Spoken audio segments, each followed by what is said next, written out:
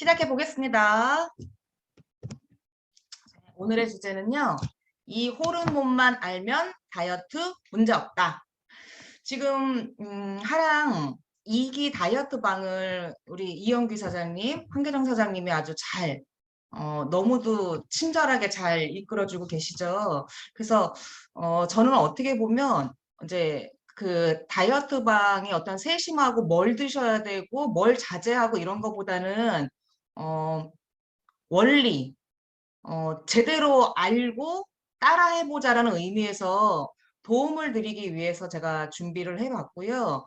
사실은 이제 얼마가 안 되는 시간 안에 집중을 해서 만든 자료이기도 하고요. 연습을 못했어요. 사실은 10분 전까지 10분 전에 자료 완성했고요. 이거 만들면서 가장 힘들었던 거는요. 공부를 되게 많이 했고 자료를 되게 많이 되게 많이 이렇게 했거든요. 근데 이거를 다 담아내기가 더 힘들더라는 거. 왜 사람이 말을, 어, 많이 하는 것보다 줄이는 게 더 힘들잖아요.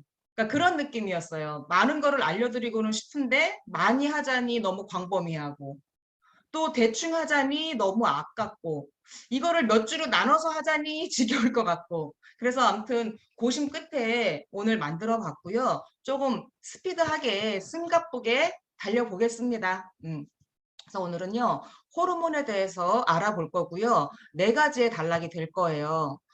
우리 현대사회, 현대인들은요, 이 다이어트에 대한 상식의 틀을 깨야 됩니다. 바뀌었어요. 지금하고, 예전 시대하고 식습관이라던가 환경이 굉장히 많이 달라져 있기 때문에 기존에 있는 패러다임을 우리가 바꾸기만 한다면요, 이 호르몬에 대한 상식으로 인해서 어쩌면 굉장히 쉬운 다이어트가 될 수도 있다. 저도 사실은 그동안 아유, 사장님, 뭐 음식 조절, 뭐 운동, 뭐, 물론 이제 건강기능식품 도움되는 거 많이 강조했습니다. 했지만, 거기에서 제가 좀 이 자료를 만들면서 많이 반성을 했어요. 저 물만 먹어도 쪄요. 저 진짜 조금 먹어요. 저 많이 안 먹는단 말이에요. 얘기하시는 분들한테요. 제가 조금 회초리를 들었던 부분이 있어요. 근데, 사장님들, 그렇게 말하셨던 분들요. 맞습니다. 억울하게 살찌신 분들 사실 이 호르몬 때문에 살찌는 게 맞습니다. 많이 먹어서 살찌는 게 아니래요. 많이 먹는 거는 우리가 먹는 그냥 현상이고 결과지 원인이 아니라는 거죠. 왜 많이 먹는 현상이 나타나는지를 찾아보자는 거예요. 칼로리 계산하는 거 이제는 의미 없어요. 뭐 차려서 뭐 500칼로리가 넘고 뭐 짜장면이 얼마고 이거보다는요. 이 쉬운 해답을 찾아내는 게 훨씬 쉽다. 책상 위에 계산식을 계산을 해가지고 힘들게 하는 것보다는요. 실질적으로 내 몸의 변화, 실 변화를 반영하는 다이어트를 해보자. 200인분 이상의 음식을 섭취한 다음에 사망한 사람의 엑스레이예요. 가능할까요? 200인분. 2인분도 힘들고 20인분도 상상하기 힘든데요. 200인분까지 먹을 때까지 그 사람은 어떤 생각을 했을까요? 평소보다 위가 40배에서 50배가 커졌고요. 그 늘어난 위가 심장과 폐를 눌러서요. 끝내는 4시간 만에 사망을 했대요. 식욕 조절이 안 되면 배고픔에 둔감해지기 때문에 이런 현상이 나오는데 그게 렙틴이라는 호르몬의 이상으로 생긴 거라는 거죠. 렙틴 호르몬의 변화를 준 쥐와 임상 실험이거든요. 4배 이상의 차이가 난대요. 그러니까 렙틴 호르몬을 주입한 쥐와 아닌 쥐. 그리고 이 호르몬 분비가 많이 일어나는 사람과 호르몬이 거의 없는 사람의 차이가 이렇게 체지방의 차이가 많이 난다고 하는 임상 쥐의 결과예요. 렙틴이 감소를 하면요. 음식 섭취를 증가를 하게 되고요. 신체 활동은 감소하게 된대요. 반면 증가를 하게 되면요. 지방 세포가 활발하게 타고요. 음식 섭취를 억제하게 되고요. 활동성도 증가하게 된다는 거죠. 렙틴이라는 호르몬은요. 이 뇌에서 배불러. 이제 그만 먹어도 돼. 이 정도면 충분해라고 신호를 보내는 거예요. 근데 아까 20인분을 먹고 사망하신 분은요. 굉장히 극단적으로 이 호르몬이 비정상적이니까 200인분이죠. 200인분을 먹고 사망에 이르렀다는 거죠. 이분이 박용호 박사님이거든요. 지금 이제 하랑 다이어트 방에서 하는 그 다이어트가 이분 박용호 박사님이 스위치온이라는 책을 기준으로 지금 다이어트를 하고 있는데 이분은 이렇게 얘기를 정의를 해요. 내 몸의 렙틴 호르몬은 내 몸의 체중과 체지방을 조절해주는 호르몬이다. 그럼 다이어트와 굉장히 깊은 관계성이 있다라는 건데 포만감을 인식을 해주는 호르몬이에요. 식욕을 억제해주고요. 그리고 이 호르몬이 높으면 높을수록요, 에너지를 올려주고요, 지방을 태워준대요. 그러게 되면 신진대사가 굉장히 높아지겠죠. 그리고 또 이제 또 하나 말씀을 드리자면, 그러니까 이게 배부른 호르몬이라면 그렐린이라는 호르몬이 있거든요. 그거는 배고픔을 느끼는 호르몬이에요. 우리가 다이어트를 할 때 몇 가지의 이제 호르몬이 있더라고요. 한 뭐 3가지에서 5가지 정도의 손꼽는 호르몬이 있는데, 나 배고파 느끼게 하는 거는 그렐린이라는 호르몬. 아우, 배불러, 그만 먹어야 되겠다 하는 거는 렙틴이라는 호르몬. 그러면 이 렙틴과 그렐린만 제대로 돌아간다면 배고플 때 먹고 배부르면 멈추면 되는데 왜 살이 쪄? 이게 잘 안 되니까. 많이 먹게 되고 과식을 자꾸 하게 되는 게 제어가 안 되다 보니까. 그리고 또 하나, 이제 이거를 방해를 하는 호르몬이 우리 또 인슐린이라는 호르몬인데 인슐린은 조금 많이 아시는 분들이 많이 있지만 제가 인슐린을 공부를 해보니까 하면 할수록 너무 어렵고요. 너무 전문성이 깊어요. 쉬운 것 같지만 더 깊더라고요. 이 3가지가 렙틴 저항성, 그러니까 저항성이라는 건 거부잖아요. 정상이 아닌 비정상이라고 하는데 그런 것들이 생기는 이유가 스트레스, 탄수화물 과잉 섭취, 인슐린, 저항성의 3가지 정의를 한다라는 거예요. 이렇게 만성 스트레스, 어떻게 보면 이론적인 얘기 같지만 이 만성, 그냥 한 번에 강하게 확 올라오는 스트레스가 아니고요. 그냥 계속 지속적으로. 우리 계속 스트레스 속에 살잖아요. 지속적인 스트레스가 이거를 증가시킨대요. 탄수화물을 계속 먹게끔 만들고 이 코르티솔이라는 게 스트레스 호르몬이에요. 이게 계속 분비가 되면요. 혈당을 계속 높여준대요. 그럼 이제 또 악순환이 반복이 되겠죠? 혈당이 올라가면 어떻게 돼요? 인슐린이 분비가 막 올라가요. 그렇게 되면 끝내는요. 끊임없이 내가 단 거를 찾게 되죠. 당이 올라가고 렙틴의 저항성이 생기게 되고 인슐린의 저항성도 같이.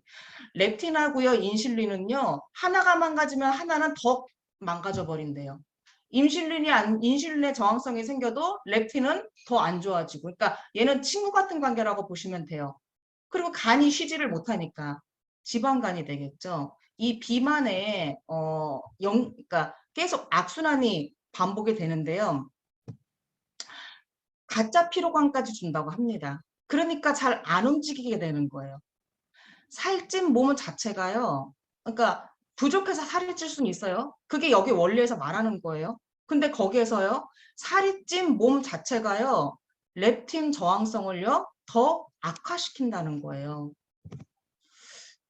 이제 떨어지는 음식, 너무나 잘 알고 있는 음식들이에요. 과당, 나쁜 탄수화물이라고 얘기를 하시더라고요. 흰 밀가루 음식, 그리고 술, 뭐 그리고 가공식품들. 이론적인 얘기지만요. 단순하게 우리가 그동안 이걸 먹지 말자 체지방의 얘기가 아니라 호르몬에 너무 즉각적으로 반응을 하는 음식들이라는 거죠. 그리고 그 밖의 요인들도요. 그 요인 중에서 가장 큰 거 하나가 뭐냐면 수면 부족이래요. 수면 부족. 정상적인 수면을 취했을 때 또 수면을 잘 못 자는 사람, 이랬을 때 이 간식 섭취하는 칼로리 양이 굉장히 현저하게 다르게 나타나죠. 잠을 못 자면요, 이렇게 끊임없이 당 섭취, 나도 모르게요, 당 섭취를 과잉으로 섭취를 하다 보니까 간식을 많이 먹을 수밖에 없다는 거예요. 그리고 이 렙틴 호르몬의 저항성에 생기는 공통적인 이유래요. 빨리 먹는데요. 빨리 먹다 보니까 렙틴 호르몬 같은 경우는요. 20분이 지나야지만 나온다고 하거든요. 그래서 우리가 천천히 먹어라, 천천히 먹어라는 얘기를 건강상으로도 얘기를 하지만 다이어트에 도움이 된다는 얘기를 되게 많이 한단 말이에요. 포만감을 느끼기 위한 시간이 대부분 20분이 지나야지만 나오고 렙틴 호르몬이 거기서부터 나오는데 굉장히 빨리 먹잖아요. 현대인들이. 그리고 특히 국수 같은 거 먹으면 어때요? 후루룩 먹고 뭐 남자분들 가서 또 달달한 도너츠 같은 것도 먹고 어, 커피 한 잔 먹고 그럼 우리가 당을 과연 얼마나 섭취를 할까요? 굉장히 많은 당 중독에 이르게 된다라는 거죠. 그렇기 때문에 이게 참 재미있어요. 식사 시간에 따른 다이어트 실험이고요. 식습관이라던가 운동은 전혀 하지 않았습니다. 그냥 단지 씹는 횟수만 늘렸을 뿐이에요. 먹는 시간을 늘렸다라는 거겠죠. 그런데 4주 동안의 실험 결과에서요. 다 1.8kg 이상이 감량이 됐다라는 거예요. 그러면 우리가 식사 시간만 조금 여유 있게 드신다고 하면요. 굉장히 이 다이어트에 도움이 된다라는 얘기예요. 그래서 저는 타이머 추천을 해드리고 싶어요. 내가 지금부터 기다리는 시간은 아니에요. 식사하시는 순간부터. 식사하시는 순간부터 타이머를 한 20분에서 30분 정도를 맞춰 놓고요. 그 안에 먹으면 내 스스로한테 벌금을 주는 거예요. 20분 안에 끝나면요. 벌금이야. 오늘부터 경고야.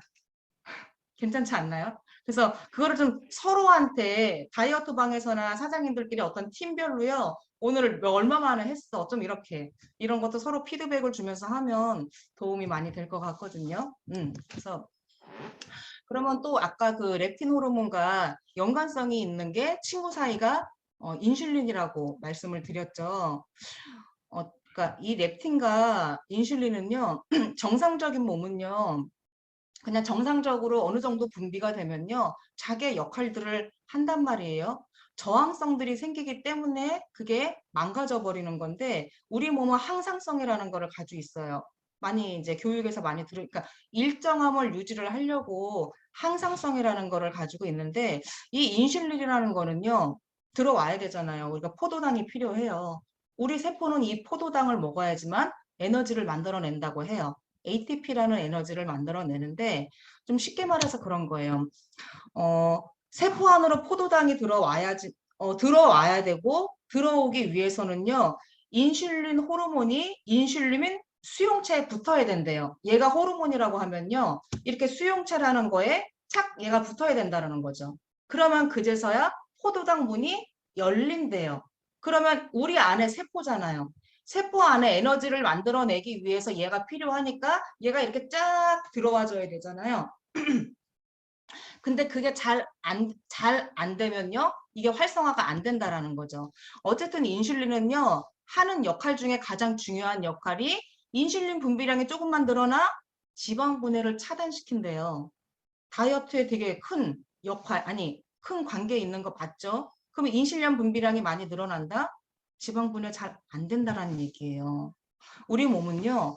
탄수화물이 들어왔을 때 탄수화물을 먼저 씁니다. 지방을 먼저 태울 수가 없어요.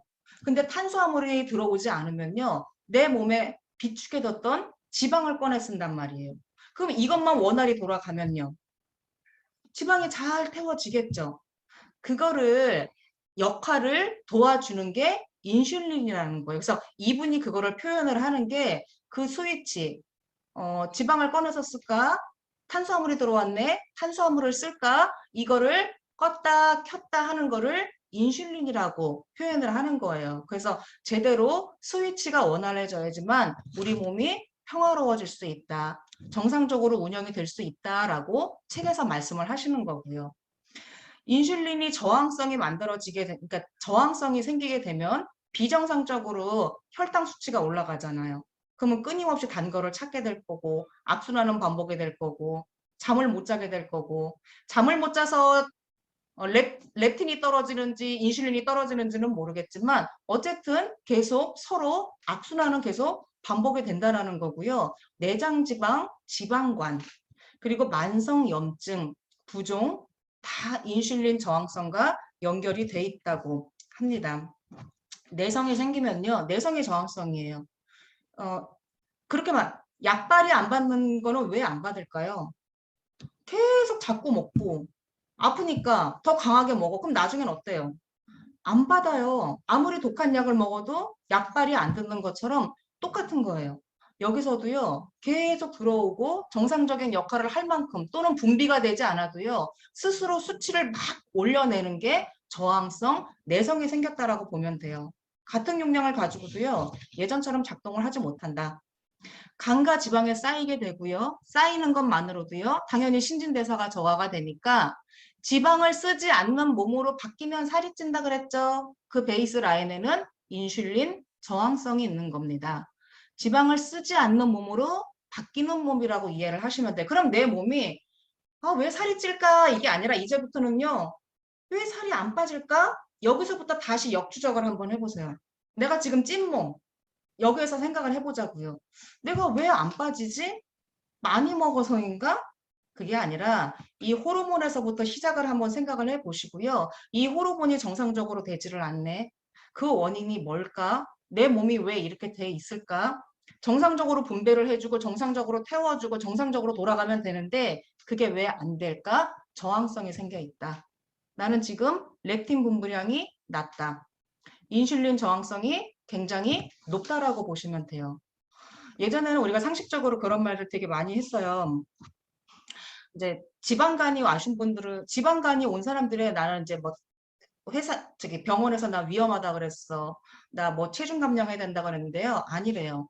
지방간이 오고 난 다음에 살이 찌는 거라고 합니다. 병원에서 하는 검사는요. 최초에 찾아내지를 못한대요. 조직 검사 정도를 해야지만 내가 지방간이 있는지 알아낼 수 있다고 해요. 음, 그러니까 여기서 쉽게 말씀드리면요. 그거예요. 정상적이라면 같은 용량을 가지고 예전처럼 이 인슐린의 분비와 혈당 수치를 잡을 수 있게 만큼 얘가 작동을 하는데 아까 문이 잘 안 열리는 게 비정상이라고 했잖아요. 그러니까 포도당 문을 열어줘야 되는데 그게 잘 수용체가 결합이 되질 않다 보니까 얘가 들어오지를 못하는 거예요. 근데 세포는 계속 배고파지겠죠. 들어오질 못하니까. 그러면 뭐가 돼? 혈당도 올라가 있어요. 그러면 췌장에서 인슐린 호르몬은 더 만들어낸대. 그러니까 결론적으로는 뭐냐면요. 피 속에는요.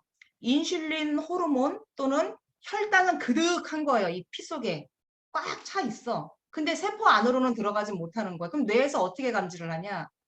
배고픈 거예요. 계속. 뭔가 먹었고 돌아서면 배고프고 밤에 뭔가를 자꾸 찾게 되고 시도 때도 없이 달달한 음식을 찾는 악순환이 반복이 된다라는 거죠. 그래서 뭐 우리가 건강상으로 얘기를 할 때 과일은 제철 음식이고 과일은 건강에 좋으니까 많이 먹어야 돼요. 챙겨 먹어야 된다고 하잖아요. 그게 정상적인 몸은 괜찮다는 거죠. 하지만 이게 비정상적인 몸은 과일도 독이 될 수가 있다라는 거예요. 왜냐하면 우리는 탄수화물 과잉 섭취라던가 과당을 너무 많이 섭취한 상태에서 주스를 먹는다던가 과일을 먹게 되면요. 그게 또 쌓인다라는 겁니다. 그러면 이제부터는 이제 벌써 세 번째 단락이에요. 제가 지금 이제 렙틴에 대해서 말씀을 드렸고요. 인슐린에 대해서 조금 어렵게는 들으실 수도 있지만 이제 렙틴하고 같이 같은 선상에서 보고 들으시면 돼요. 이제는 그렇다면은 어떻게 보면은 실질적으로 우리가 방법, 해답을 찾아보는 시간이라고 할까요? 이제 소식과 간헐적 단식에 대해서 말씀을 드려볼게요. 그리고 여기서 또 이거는 한 가지는 좀 짚고 넘어가야 될 것 같아요. 뭐 인슐린에 대해서만 설명을 드렸고 했는데 이거를 우리가 이제 다이어트를 하는 거에서 말씀을 드리는 거니까 이왕 하는 다이어트를 할 때 한 3주 정도의 지금 이 3주를 놓고 해요. 21일 주기를 놓고 지금 다이어트를 하고 있는데 탄수화물을 제한을 하고 있고요. 밀가루 음식을 제한을 하자고 하고 있고 이제 디테일한 거는 우리 이제 친절한 형규 사장님이 아주 잘 이끌어주고 계시잖아요.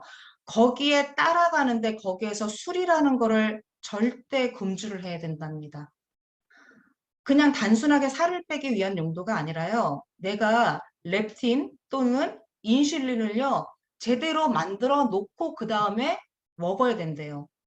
조금 빼고 뭐 또는 아예 중간에는 한 잔 정도, 두 잔 정도 절대 안 된다고 해요. 그러니까 이렇게 마음을 먹고 할 때는요, 술은 절대적으로 금주를 해야 된다라는 거고요. 이제 간헐적 단식인데요. 이 과정에서 보면요, 간헐적 단식 과정이 있거든요. 저는 제가 좀 잘못 알고 있더라고요. 이 간헐적 단식이라는 걸 공부를 하면서 굉장히 제가 하고 싶어졌고요. 제가 기본적으로 제 사이클에서요, 간간히 제가 이거를 하고 있더라고요. 그러니까 제가 이렇게 보면 뭐 살인 안 쪄 있잖아요. 그리고 저랑 식사를 해보신 분이라던가 뭐 저랑 이렇게 한 잔 드셔본 분들은 그런 말씀, 뭐 죄송스럽죠. 이런 얘기하면 뭐하지만 왜 이렇게 잘 드시는데 안 찌세요라는 말을 좀 많이 하시는 경우들이 되게 많아요. 근데 제가 그때 그런 얘기를 해요. 저요, 관리해요. 저 체질적으로 안 찌는 사람 아니에요. 저도 쪄요. 저 다음날 굶어요. 라는 얘기 좀 많이 들으신 분 있으실 거예요. 그게 제가 어떤 공부를 해서가 아니라요. 저는 제가 몸에서 자연적으로 그렇게 해야지만 몸이 편해요. 많이 먹고 잤는데 그 다음날까지 챙겨 먹는 것도 몸에서 부딪히고요. 몸에서 뭔가가 소화를 한 다음에 받아들여야지만 제가 컨디션이 좋더라고요. 근데 여기에서 그게 과학적으로 제가 그거를 따라하고 있더라고요. 간헐적 단식이자 다음 단락에서 나오는 건데요. 적게 먹어도 살이 안 빠져. 정체기가 찾아오는 이유는 적게 먹는 것에 몸이 반응을 하고 있대요. 우리가 다이어트를 할 때 뭐 정해놓고 하잖아요, 기간. 근데 어느 순간에 정책이 찾아오죠. 처음에 할 때는요, 막 3kg 빠지고요, 신나요. 5kg도 빠지고요. 되게 강한 다이어트 할 때요, 디톡스 한다고요, 쭉쭉쭉쭉 빼내면요, 5kg 빼는 거는 일도 아니거든요. 수분 빼고 변 빼고. 근데 한 일주일 지나고 2주차 되면요, 키로수가 절대 줄지 않아요.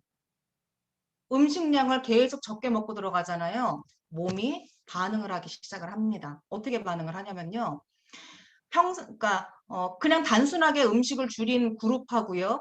간헐적 저칼로리의 식사를 한 그룹에 실험을 한 거예요. 이게. 근데 간헐적 단식을 한 그룹이 훨씬 체중 감량 폭이 컸고요. 학자들은 거기서 찾은 이유가 뭐냐면요. 기초대사량이었어요. 기초대사량이 떨어지지를 않아요. 그냥 단순하게 음식만 줄여가지고 가는 거 하고요. 간헐적 단식을 병행을 하면서 다이어트를 한 사람에서 찾은 변화가 뭐냐면요. 기초대사량이 떨어지지를 않는다라는 거예요. 그리고 요요 현상. 요요 현상이 훨씬 적었대요. 이분이 얘기를 해요. 간헐적 단식을 성공시키시려면요. 먹는 날 잘 드세요. 확실하게 드세요. 어설프게 먹고 하지 마세요. 라는 얘기를 해요. 신나지 않나요? 이 얘기 들으면? 다이어트는 무조건 줄여야 되고 굶는다라고만 우리가 상식을 알고 있었는데 우리가 패러다임을 깨자니까요. 다이어트를 하는데 잘 먹는다고? 잘 먹고 또 굶자고? 어설프게 하자고? 이 얘기가 아니에요. 확실하게 잘 먹고 확실하게 시간을 지켜나자는 얘기인데요. 단식하는 날에 굶어버리고 또 대충 먹고 또 그냥 굶어버리고 이러면요. 우리 몸이요. 저칼로리 식사를 한 거랑 똑같이 해석해버린대요. 먹는 날 잘 먹고 그 다음에 굶어야 우리 몸은 위기 상황이 왔다라고 판단하지 않는다. 이게 무슨 뜻이냐면요. 제가 항상성이라는 얘기를 또 했잖아요. 항상성은 우리 몸은요. 꾸준하게 무언가를 유지를 하려고 한다니까요. 그게 뭔 얘기냐면요. 그러니까 우리 몸은요, 지키려고 한단 말이에요. 안 들어오면요, 우리 몸을 지키려고 하고요. 더 많이 들어오면요, 무언가를 올리려고 유지를 하는 게 항상성이라고 하는 건데요. 기초대사량이 그거예요. 그냥 계속 음식이 적게 들어오잖아요. 적게 들어오면요, 내 몸속에서 그걸 인지를 하는 거. 어라? 음식 계속 적게 들어오네. 적게 들어오니까 내 몸이 이제부터는 위기 상황이네. 위기 상황이니까 비축해야지. 그러면요. 기초대사량을 확 떨어뜨리는 거예요. 내 몸 스스로가. 기초대사량을 떨어뜨리면요. 신진대사가 일어나지를 않아요. 힘들어져요. 그래서 그때 체중 감량이 더 일어나지를 않는 거예요. 왜? 에너지가 발산이 되고 신진대사가 일어나야지만 더 칼로리가 소모가 돼야 되는데 그게 되질 않으니까 정체기가 온다라고 하는 거예요. 그래서 이분이 말씀을 하시는 게 그거예요. 먹으려면요, 확실하게 먹어라. 확실하게 먹으면요, 기초대사량을 올려주잖아요. 우리 몸에서. 그러면 신진대사가 올라와요. 그런데 그 다음날 단식을 해? 그러면 이 뇌에서 얘가 인지를 한대요. 어? 올라왔었는데? 근데 몸 음식이 안 들어오네? 그럼 기초대사량을 떨어뜨려야 하나? 이러다가 24시간 안에 음식을 또 먹잖아요. 그러면 얘가 떨어지다가 다시 이게 확 올라간다라는 거죠. 그랬을 때는요, 근육 손실의 양을 줄인다라는 거예요. 우리가 근육이 손실이 되잖아요. 그래서 기초대사량이 떨어지는 거고. 그래서 그거를 막을 수가 있고요. 음식이 들어오지 않는 시간이 길어지게 되면요, 병들고 늙은 세포에서요, 필요한 성분만 끄집어내고요, 병든 애는 죽여버린대요. 이거를 전문 용어로 뭐라고, 자가포식이라고 하거든요.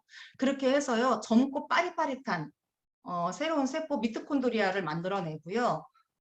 우리 몸에 노화도 늦춰지게 된대요. 근데 매일매일 잘 먹게 되면요, 늙고 병든 세포가 죽지를 않는데요. 이 늙고 병든 세포를 죽이려면요, 죽게 하고요. 다시 만들어내는 자가포식은 굶어야 한다. 그럼 언제 많이 나온다? 간헐적 단식을 했을 때 많이 나온다라는 거죠. 기초대사량이 떨어지는 것이 적거나 없다. 상대적으로 근육 손실이 적다. 체지방 감량이 훨씬 더 많다. 그리고 복부 비만, 내장 지만, 지방 간에 굉장히 효과가 높다. 단순히 저칼로리, 그냥 단순히 식사 양만 줄이는 것보다는요, 효과가 드라마틱하다, 크다. 그럼 이게 효과가 얼마나 좋나요? 늙은 세포를 줄이고 새로운 세포까지 만들어내서 노화까지 줄여준다면은 굉장히 우리 몸에요, 살도 빼고 근육량도 작고 피부, 노화, 건강 다 잡아버리는 거예요. 그러니 일석삼조, 일석사조. 그래서 결론적으로는요, 지방은 잘 쓰는 몸으로 대사 스위치를 잘 켜주게 한다는 거죠. 어머나, 이게 누구야? 우리 인형 아가씨 오셨네요. 어민영 아가씨. 인형 사장님, 반가워요. 다이어트 한다니까 오셨어요? 잘 듣고 하셔야 돼요. 예. 그래서 조금 이해하셨나요? 간헐적 단식에 대해서. 그래서 간헐적 단식은요, 어, 그렇게 좀 설명을 드리면 이게 실까 막연하게 우리가 굶으려면 힘들지 않나요? 스트레스 받아요. 아, 나 이거 언제까지 굶어야 되지? 맛있는 거 막 생각이 들고. 근데 내가 정해놓은 시간을 오늘만 굶고 내일은 먹을 수 있어. 그것만 참으면 나 먹을 수 있어. 그러면 굳이 그렇게 심한 스트레스 받을 필요가 있을까요? 아까 렙틴이 떨어지는 이유 중에 하나가 만성 스트레스였어요. 스트레스 지수가 많이 올라가지가 않는다는 얘기예요. 간헐적 단식은. 그리고 이 간헐적 단식은요. 18시간에서 24시간이 가장 효율적이라고 해요. 36시간도 있지만 24시간이 몸에 익숙해지면 넘어가는 거를 권장을 한다고 하고요. 24시간 이상을 진행을 해도요. 인슐린 감소에는 그렇게 효과적이지가 않대요. 그러니까 24시간이 가장 적당하다고 합니다. 예. 그리고 이제 마지막이에요. 제가 이제 네달라고로 설명을 드리는 게 렙틴, 인슐린, 그러니까 여기에 대한 저항성들을 우리가 다시 돌려내는 것들이고요. 그거를 가장 효과적으로 할 수가 있는 게 간헐적 단식에 대해서 말씀을 드린 거고요. 그렇다면 이제는 마지막이에요. 제가 이거를 하고 있더라고요. 망가져 있는 생체 리듬을 회복시키지 않는 한 살은 다시 찌게 돼 있어요. 아무리 간헐적 단식하고 뭐하고 해도요. 내 리듬이 깨져 있다면요. 별로 효과가 크지 않다라는 얘기예요. 우리 몸에는요. 우리 몸속에는요. 조직과 장기에도요. 시계가 들어있대요. 이게 무슨 얘기야? 생체 리듬을 말하는 거예요. 각자 사는 방식이 달라요. 수면 시간도 다를 거고요. 먹는 것도 다를 거고요. 아침을 드시는 분도 있고 안 드시는 분도 있고 술을 드시는 분도 있고 안 드시는 분도 있고 그리고 무엇을 좋아하는 분도 있고 무엇을 안 좋아하는 음식 종류도 있을 거고요. 서카디안 리듬이라고 하는 건데요. 이 서카디안 리듬은요. 24시간을 주기로 반복되는 생체 리듬이다. 우리가 대부분 이제 하루에 24시간이죠. 이 24시간 속에서 반복이 되는 몇 가지의 요소가 있거든요. 빛, 음식, 수면. 이 세 가지가 24시간 동안 내 생체 리듬을 반복적으로 주기를 돌리는데 이게 뇌에서 반응을 한다라는 건데요. 우리 뇌는요, 이 서카디안 리듬이요, 뇌에서는요, 빛의 자국으로 낮과 밤을 인식을 한대요. 우리 뇌는. 지금이 밝으네. 지금은 음식을 먹어도 되네. 이러면 이건 낮이에요. 근데 내가 빛이 들어오지 않는 상태에서 어두운 상태에서 먹고 있으면요. 이 뇌는요. 낮이 아니야. 지금 밤인데 이 사람 왜 밥을 먹고 있지? 이렇게 인식을 하는 거예요. 근데 우리 몸의 장기는요. 우리 몸의 신체는요. 음식이 들어오는 걸로 낮과 밤을 구별을 한대요. 이게 무슨 얘기냐면 뇌는 밝아? 그럼 밤이라고 하도요. 만약에 우리가 늦은 밤에 한 10시쯤에 밝게 켜놓고 무언가를 먹었어. 그럼 이거를 낮이라고 인식을 하는 거예요. 근데 새벽이야. 새벽인데 잠을 자야 되잖아요. 근데 그때 막 밝게 켜놨어. 그러면요, 얘가 낮이라고 인식을 하는 거예요. 이 뇌는 빛으로 갖다 인식을 하고 있기 때문에. 근데 이 서카디안 리듬에서 얘기를 하는 게 이분이 얘기를 하기를요. 손목시계에 맞추지 말아라. 우리 지금 다 다르잖아요. 옛날처럼 우리가 무슨 6시에 저녁 딱 맞추고 9시에 잠을 자나요? 현대인들은 그렇지 않아요. 이 주기가 다 달라졌다는 얘기예요. 그렇다면요. 각자의 생활 리듬에 맞게끔 조절을 해라. 저는 이 얘기가 굉장히 와닿았고요. 우리가 실생활에서 지키기가 굉장히 쉽겠다라는 얘기가 들었고요. 제가 이거를 지키고 있어요. 뭐를요? 14시간 공복을. 12시간에서 14시간을 지켜라 라고 해요. 공복 시간을. 그게 뭐냐면요. 저녁에 마지막 식사를 했어. 누군가는 7시에, 누군가는 10시에, 누군가는 야식을 12시에 끝냈어. 그러면은 거기에 12랑 14를 붙여서 그 다음날 첫 식사를 하라는 거예요. 밤 야식을 먹었는데도 아침 됐으니까 8시에 식사를 꾸역꾸역 하는 게 리듬이 오히려 더 깨져버린다라는 거죠. 이 14시간의 공복 시간만 지켜도요. 지금 현재 몸에서 체중은 늘지 않는다라고 얘기를 해요. 그래서 제가 저하고 이렇게 막 왜 안 찌세요? 체질적으로 안 찌는 거 아니에요? 그렇게 잘 드시는데도요? 아니요. 저 관리해요 하고 있던 게요. 제 스스로 이 패턴의 몸을 되게 익숙하게 맞춰놓고 있었던 것 같아요. 그래서 저는 뭘 먹는다거나 근데 몸이 희한하게 그렇게 반응을 하더라고요. 한 8시 정도에 평범하게 식사를 끝낸 날은 그 다음 날 아침에 뭐 애들 학교 보내고 뭐 하고 집 치우다 보면요. 한 10시쯤 되면요. 배꼽시계가 울려 이렇게 배고파요. 그럼 아침에 쉐이크를 마시거든요. 근데 또 제가 이제 뭐 술도 한잔 하고 누구도 만나고 그래서 많이 먹거나 한 10시, 11시까지 뭘 먹었어. 그러면 저는 그 다음날 아침까지요. 물도 한 잔 안 먹어요. 안 막혀요. 잘 그게.